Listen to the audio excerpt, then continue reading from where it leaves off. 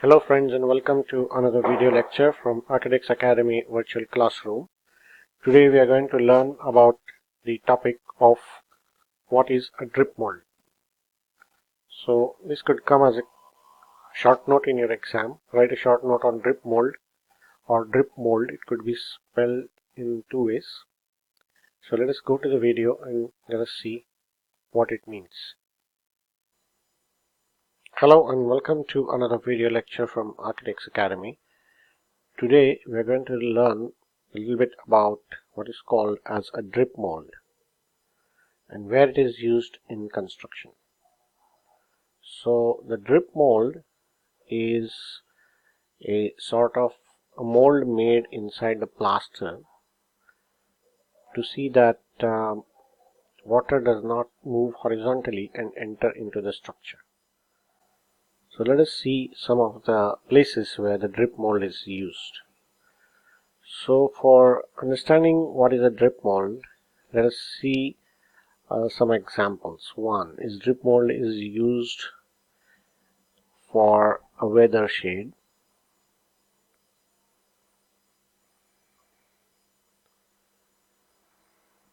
Also called as a chajja or sajja. It is used in situations like a coping over a parapet wall or compound wall. So let us see an example of a chajja. So let us draw a sketch of a chajja here.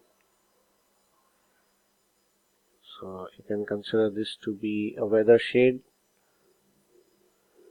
This is the lintel and this is the wall.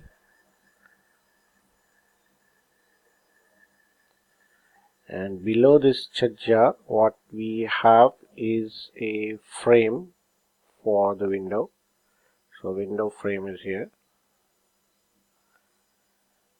And there is a plaster over the wall, waterproof plaster on the chajja.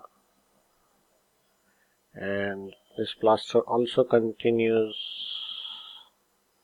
below the chajja like this and goes right up to this window frame. Let us also draw the jambs of the walls on the side. So this would be your window, somewhere in between. And this would be your window frame. So let us say that this is a reinforced concrete chajja and lintel. Now what happens is that when rain falls on this chajja, the rainwater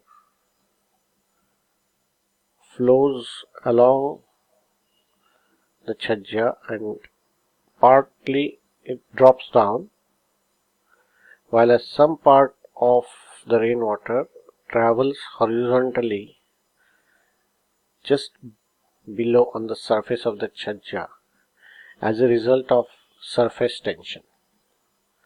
So this water flows as a result of surface tension.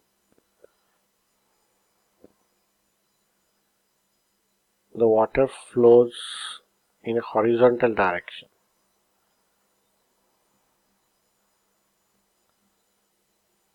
And there is a possibility that this water will enter into the premises or it will enter into the window space.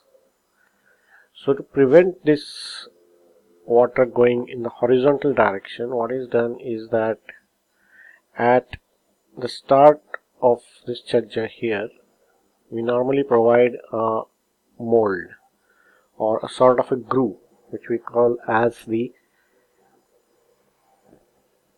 drip mold. So this is called as the drip mold.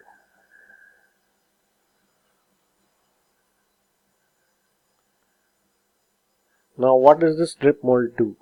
We'll see by drawing this slightly on a larger scale. Now, let us say that this is our chajja. This is the waterproof plaster which is coming from top. This plaster is continuing, and here we have this groove-like projection here, which is the drip mold. So this is our chajja here. So CC chajja. This is the waterproof plaster which is there, and this is the drip mold. Now in this case what happens is that when the water starts flowing down the slope, it goes down vertically as we said, and when some part of it starts moving horizontally, what happens is, because there is a break in the surface here, the water falls down from here.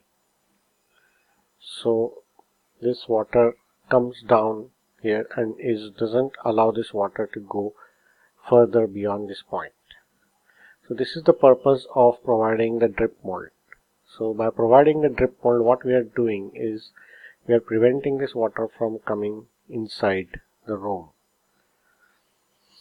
Now similar type of arrangement can also be done by giving the plaster a little bit of extra thickness. We'll see that again in another sketch. So again, this is a zoomed part of the chajja. Here we have got the plaster, waterproof plaster for the chajja, and then here this is the plaster on the underside of the chajja, and what you can see here is that the thickness of the plaster is slightly increased here to form a step.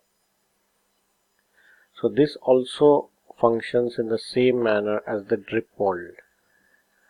And in this case also, when the water comes down like this, vertically down, travels horizontally, as soon as it encounters this change in the surface or level difference, the water will drop down and not go down further. So this particular thing is called as a pani patti in local language, and this particular pani patti, as we call it, if you look at the underside of the chajja, that is, if you are standing below the window and if you are looking above at the surface of the chajja, you will see that this pani patti will be, or the thickening of the plaster which is there for creating this drip mold, it will be created along the entire edge of this chajja like this. So this is going to be the pani patti. This is the chajja seen from below in plan. Okay, so I think this explains to you what is meant by a drip mold or what is meant by a pani patti, and what is the function of this in the details for weather shade, or this will also work for a coping in a parapet. Thank you.